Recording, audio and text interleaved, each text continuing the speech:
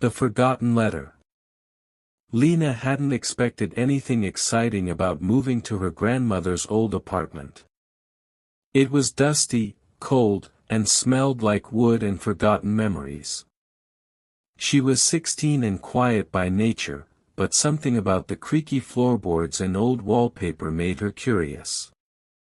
One morning, while helping her mom remove the peeling wallpaper in the hallway, she noticed a strange bulge in the wall behind a cracked panel. She pulled gently, and out fell a yellowed envelope, sealed but never sent. It was dated March 14, 1968.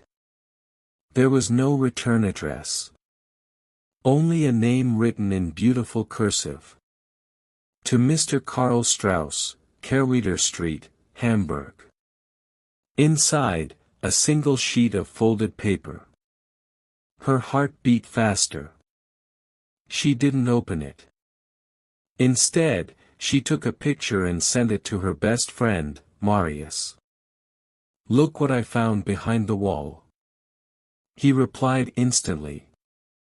"Creepy. Open it." The next day, she brought the letter to school. During lunch, she showed it to Marius, Marie, and Eric. Marie gasped. "It looks sad." "It's just old," Eric said, rolling his eyes. "Probably some love letter." "I don't think so," Lina said. "It doesn't feel like that." She slowly peeled the seal. Inside was a short message in careful handwriting. "Karl. If you're reading this, it means I've failed. I tried to warn them, but no one believed me. You must not trust B. Not anymore. Meet me by the Elbruck at midnight. If I'm not there, you'll know why." They stared at each other. "That's it?"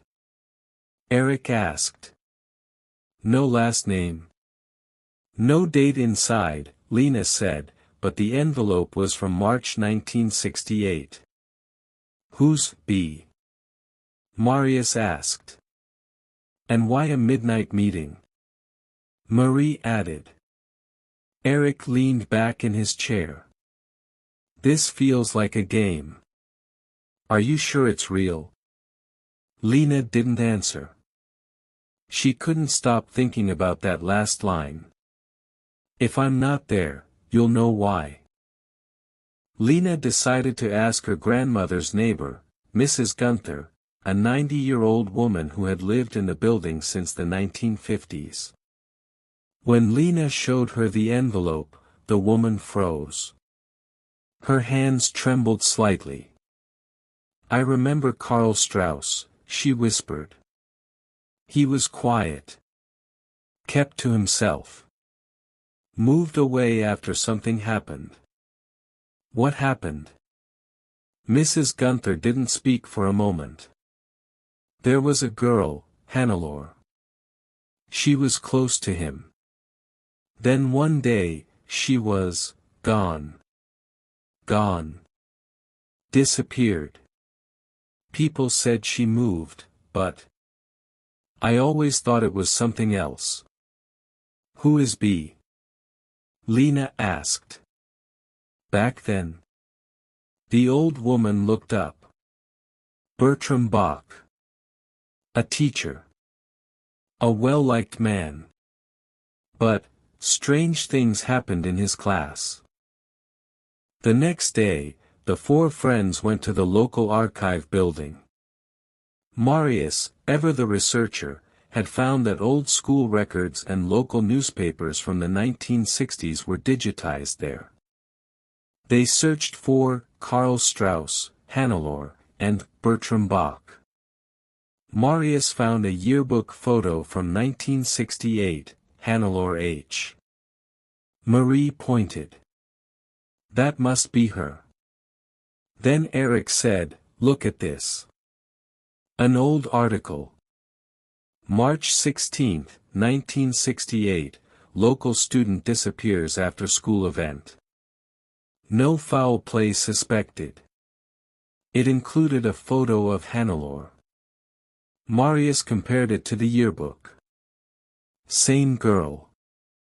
Another article, dated April 3, 1968, mentioned that Mr. Bertram Bach had retired early due to health issues. Suspicious timing, Lina said. They were all silent. Midnight. The Elbruck, she repeated. Should we go? That night, under the Elbruck Bridge, the air was cold and quiet. The city lights sparkled in the river. The friends stood in silence, listening. Then, something made a soft sound in the water, like a splash. They turned, but there was nothing. No one. Just darkness and wind.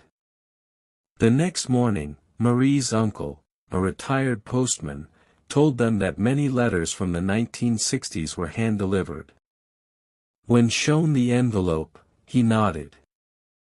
This was meant to be sent quietly, he said. But someone hid it. Why? Maybe to stop what it said. I've seen it before. Families, secrets. Did Carl ever get the letter? Lina asked. I doubt it. This was buried on purpose. Lina sat at her desk, rereading the letter. I've failed. You must not trust B. It wasn't about love. It was a warning. A desperate one. Then, in a folder from the archive, Marius found something. A torn photo, half a face. It matched Hannelore's yearbook picture. On the back. He knew. But silence was easier.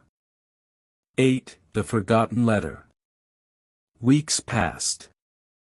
They never found out what truly happened to Hannelore. But they published their findings on a student website. People responded. Some remembered. One anonymous message said. She tried to help someone. That's all I know. Lina placed the letter back into its envelope. She didn't want to keep it. She walked to the Elbruck again and let the letter float into the river. Some stories aren't meant to have an ending. Would you open a letter that was never meant to be found? Why or why not? If you enjoyed the story, don't forget to give it a thumbs up. Brain, subscribe for more English listening practice through exciting short stories. Bell, and hit the bell so you never miss a new adventure. Red Heart, thanks for watching, and see you in the next story.